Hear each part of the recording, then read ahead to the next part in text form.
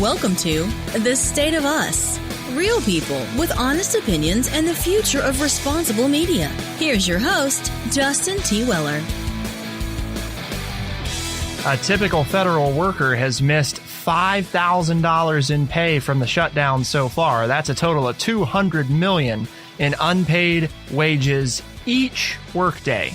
The typical worker hasn't been paid $12,543 if you're in the Securities and Exchange Commission, $8,653 if you're in the National Science Foundation, $4,446 if you're in the Department of Agriculture. Those are the averages. Why do you care, Lance? Well, there could be some big economic impact to this shutdown, and that's what we're going to be taking a look at today is the economic damage and how it's piling up. Can it be fixed? Well, we'll look at all that. But of course, we couldn't begin this critical conversation without your friendly redneck liberal, Lance Jackson. Well, this isn't going to hurt the economy as the president's own people have started to say that it is already contracting the economy and going to have some long range implications for this year. So, right. Because it says that according to the New York Times on January 15th, President Trump's economists have doubled their projections on how much economic growth is being lost each week. The standoff with Democrats continues. So those are people in the administration saying we're thinking it's going to be twice as bad as we thought it was going to be. Think about this, Lance, just a few of the effects, okay? So starting on December 22nd, the Food and Drug Administration, those are the guys, Lance, that, check your food to make sure that it's safe to eat. They're going to they have stopped routine inspections. Well, they did, and then they were called back. Right, we're going to get to that. Gotcha. Yeah, okay. Yeah. Oh, don't worry, we'll get to that. Okay. And then on December 26th, FEMA has told all of its contractors to stop working. Okay. The TSA workers start calling in sick on January 4th because they've been working without pay, and they said, hey, we got enough of this, Lance. Right. You're not paying me. I don't want to be here. January 11th is the first time that federal workers missed a paycheck. And the FCC suspends most operations. That was January 3rd. So couple of different things, some probably more pertinent to your everyday life, like the FDA discontinuing routine inspections. That's not great. But nonetheless, we got to talk about it, Lance. We got to figure out. Well, but now, like I said, then January 15th, right? Yeah. Yesterday. Was that right? Yesterday or is that today? That's yesterday. Okay. Today is the 16th. That's what I thought. So yesterday, they returned to work without pay to resume inspections of some high-risk foods. Right. But so now we're asking you to come back to work and we're not going to pay you, and you're still not going to be able to do the job that you normally do because there aren't enough of you. Well, and you have, so they're called back to work because the administration wants to blunt the effects of this. For example, like calling IRS workers back who were furloughed because they want to make sure that, taxes aren't delayed and everything goes out on time. The problem though is, at some point, right, you're going to quit showing up if they don't pay you. Right. That's the whole point here. Yes, don't get this wrong, people. When you hear on the news that these government workers have been called back into work, they're still not getting paid. Right. They're working out of the goodness of their heart or in hopes of keeping their job when the shutdown is over, that they're not going to get fired, which, that's a whole nother issue if you want to get me started there. Really? You're not going to pay me and you expect me to come to work? And if I don't, you're going to threaten me with maybe taking my job away from me when the shutdown is over. This is getting real, people. This is where the rubber hits the road. No matter what you think about the wall, we're hurting our own people now with this argument. And it doesn't have to be that way. See, because I think the big thing here for people to keep in mind is just because they've been called back, as we highlighted there with, for example, a lot of TSA workers calling in sick, at some point, they're not going to keep showing up. You might have some really good people who are just going to be in it as long as it takes, but you're also going to have a lot of people who, regardless of whether or not they're a good person, they're just not going to be able to keep showing up if you don't pay them. They got to go find another job because they got to feed their family and themselves. And thankfully, they're still showing up. Right. I mean, it depends on how you, again, once you want to look at the numbers, the absence rate is twice of what it was last year at this time for TSA workers, but 92% of them are still showing up to work. Yeah. The absentee rate on Monday was 7.6% or something like that. So almost 92% of these workers in the TSA are still coming to work every day, even though they're not getting paid to do it. And kudos to them, because you shut down the airline traffic in the United States. Oh my goodness, the hit the economy would take. Yeah. I mean, well, we've already seen a big increase in wait times, which now are being mitigated since a lot of the workers are coming back to work. But that's the whole point here is this. I mean, the shutdown can go on forever, but there's really bad, really big things that are going to happen. You know, if a quarter of the TSA workforce walks out and refuses to show up, not only do you get slower, but at some point you get to a place where they have to ground flights because they just can't move people through fast enough to keep anything on time. Or you run the risk of other issues that we don't even want to talk about. Yeah, I mean, you get into of people being safety able to issues. get through, right? They either have to choose to have less flights or be less safe, and that's not a great. I mean, that's a bad choice anyway. You slice it. It's we're either going to be unsafe. You want bad choice number one or bad choice number two? Right. Yeah. Or we could just reopen the government, and then So the impasse has left about 800,000 federal employees furloughed or working without pay, and that, by the way, doesn't count the thousands of government contractors who, at least temporarily, are off the job. And that's where we get into a lot of people who don't get the back pay, or as Lance highlighted a few episodes back when we talked about the shutdown, the people who rely on these workers to bring them business. Right. In other words, the coffee shop next door or the local lunch place or whatever it is, all these trickle-down businesses that are being hurt by the continuation of this ongoing shutdown. And there's a long list, by the way. If you want the whole list of how things are piling up, you can see how the effects of the government shutdown are piling up, and you'll find a number of resources from different news outlets that give you the day-by-day accounting of how things are going. For example, services such as law enforcement and disaster relief for Native American tribes has completely stopped or slowed as the Bureau of Indian Affairs furloughs more than half of its employees.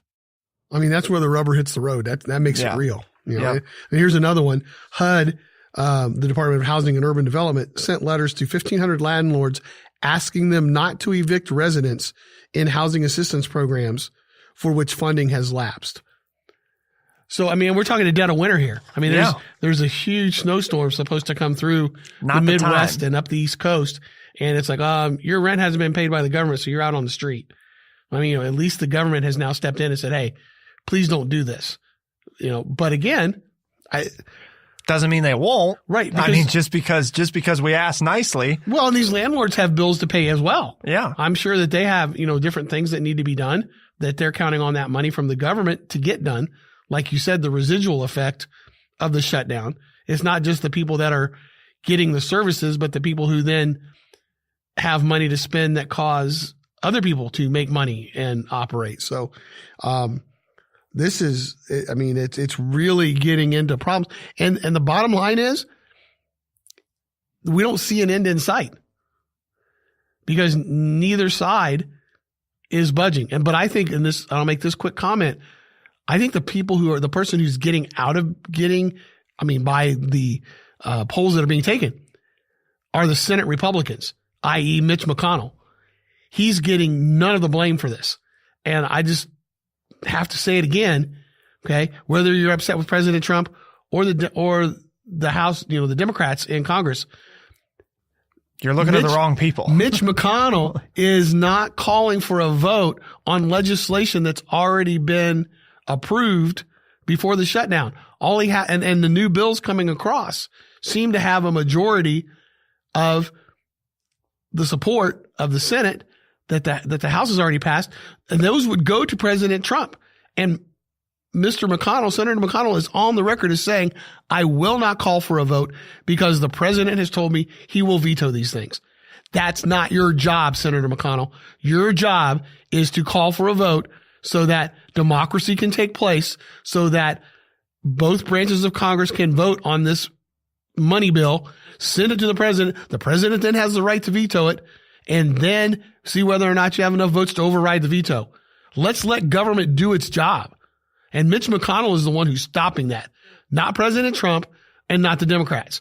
So people, I think, are putting their blame in the wrong people. Yeah. That doesn't mean that I don't think President Trump and the Democrats aren't blameworthy as well. But to say that only 5% of the American people are blaming the Senate Republicans, and for me, that's one person. Yeah. Senator Mitch McConnell, the majority leader of the Senate. Because it really is, it's not fair to say that the rest of them are to blame. Right, because many of them are wanting votes. Yeah. Some of them are already on the record as saying that they vote yes. Well, and McConnell's only reason for not having a vote is because the president says he wouldn't sign it. Right. That's not your job. Yeah. Let's is find not out. Your job. What right. if he's bluffing and you're just playing along? So what does that mean if every Republican president, as long as Mitch McConnell's the majority leader, if they don't want something, he's not going to have a vote on it? Yep. That's not the way our democracy is supposed to work. And that's where I'd like to see people put more pressure on Mitch McConnell and on the Senate Republicans so that they force Mitch McConnell to bring this legislation to a vote. And then if they don't pass it, okay, now we have a whole different debate. Yeah. But doggone it, we have things there that need to be voted on. And again, if they don't pass, they don't pass. But they should at least have a vote. There's a couple things coming up if the shutdown continues. So we'll talk about that here in just a minute. But before we do, we're talking about the longest shutdown in history. And, we have not covered it every day, Lance, right? Like the mainstream media. We have not. We're not just on that train of the government shutdown continues. I mean, because the reality is there's really not that much new stuff to report. Right. On a day-to-day basis. On a day-to-day. We're covering it now because there's a number of things coming up that we want to make sure people are aware of and understanding truly the effect so far of what we have. But before we continue, Lance, tell people, what are we trying to accomplish here at TrueChat? Well, our mission is to try to educate people by providing honest, open, and respectful conversations. And I got a little heated there, so sorry if I wasn't as respectful as I should be. But I've just seen these polls taken where Senator McConnell and the Republicans in the Senate are the least blameless of everybody. Two different polls had them at under 10%. And it's like he's holding up votes. Put it this way, the votes may not pass, but quit holding up the votes. If you don't like the legislation you've been sent, then they could put forward other legislation, vote on it, and send it over to the House. Right. But they haven't even done that. That's the whole thing where the fact that they have the least amount of blame is just wrong. And I'm not blaming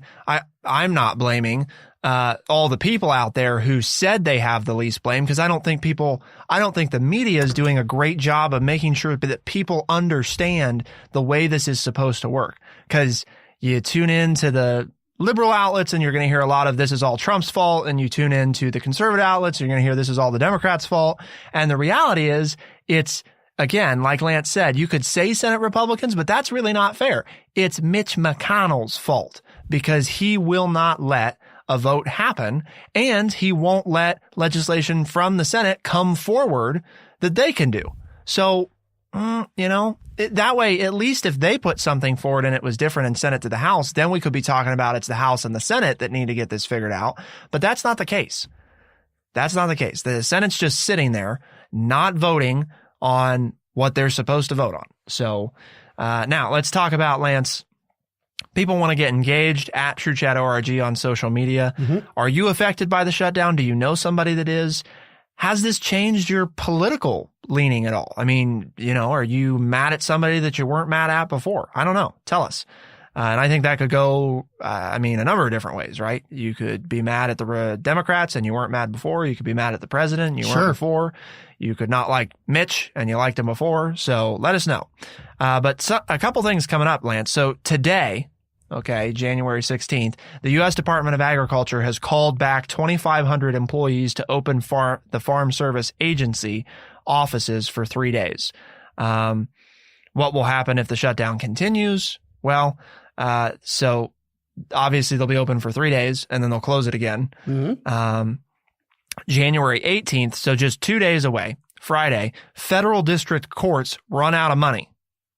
No more money for federal district courts. Civil cases may be suspended or postponed. However, criminal cases and other essential work will proceed, but again, you're talking about without pay. Right. So we're counting on the good nature of these employees to continue to show up. And frankly, I'm not willing to say they're a bad person if they don't show up. Because I mean, right. You know, let's be honest. How many people listening today would show up at work if they miss 2 of your paychecks and they say, no, it'll get better. We don't know when, but you know, someday. Right. Keep coming to work. And we know you still have bills to pay. You have college tuition. You have high school graduation for your son or daughter. Your Christmas bills are coming due that you put on your credit cards with interest, you know, because you expected to make money. And so you're going to pay them off. Now you're going to be charged extra for it because you're not being paid, and still keep coming into work. Yep. And keep paying childcare. I mean, if you have kids who aren't in school yet and you're paying somebody else to watch your children, come into work for no money and keep paying the childcare. Or there's where other people are now affected because they're like, well, I'll keep watching your children. I know you're not getting paid, so you don't have to pay me. But again, then that person doesn't have income that they count on. So, I mean, there's that. It's this snowball. Exactly. Snowball effect of people being, of everybody missing this money. It's not just these 800,000 people that work for the government. It's the 800,000 and all of their connections, their kids, their spouses, their, you know, family. Maybe they're taking care of older people, the businesses that they support. It's all of that. And it's just so important that we not lose sight of. You're probably talking about the shutdown affecting realistically all of us at some point or another, you know, through either inadvertently through a service that we're going to be hindered by because it's not as efficient as usual, or directly as an employee or as a family member of those employees. I mean, somehow the reality is we're pretty much all going to be affected if it just keeps going. And let's not forget a flag we've been carrying here at TrueChat for quite a few months. Members of the Coast Guard, which is funded through the Department of Homeland Security, missed paychecks as of yesterday. Yep. The people that are most effective. And here we go, talking about the wall, right? And yes. It's been made clear, at least on most media outlets, that most drugs enter through our ports of entry, not via land. So you've got. Here are the people that are the most effective. What'd you say? 70%, I think? Yeah, 70% of heroin. 70% of heroin is by all sea. Heroin coming into the United States was seized by Coast Guard. And yet they're not going to get paid, and they're going to work. I did see something, and I didn't find anything on the internet about it, but I was watching this morning. There was something done out in Alameda, California, to hand out food and aid packages to members of the Coast Guard.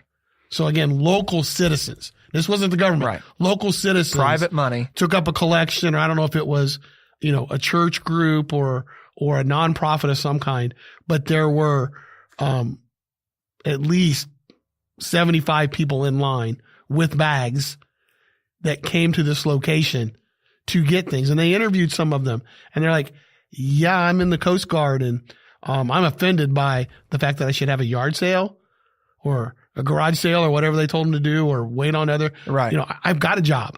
I'm supposed to have a pretty I want to go to job. Work. Yeah. And I'm working for no money. So now I'm here getting a handout. This isn't what I want. This isn't what I wanted to do. Yep. And just another example of, thankfully, some of the organizations, people, and companies in this country are good-hearted enough to make up for where our government is so blatantly falling short right now. Synchrony Bank, which some of you may not initially recognize the name, but if you have an Amazon store credit card, Lowe's store credit card, Walmart store credit card, basically all these big companies you can think of that have store credit cards, many of them, it's all administered through Synchrony Financial. They released something saying that, you know, they stand with the federal workers who have, you know, are not getting paid, and in some cases are letting them not make their payments right now with no penalty until they get paid again.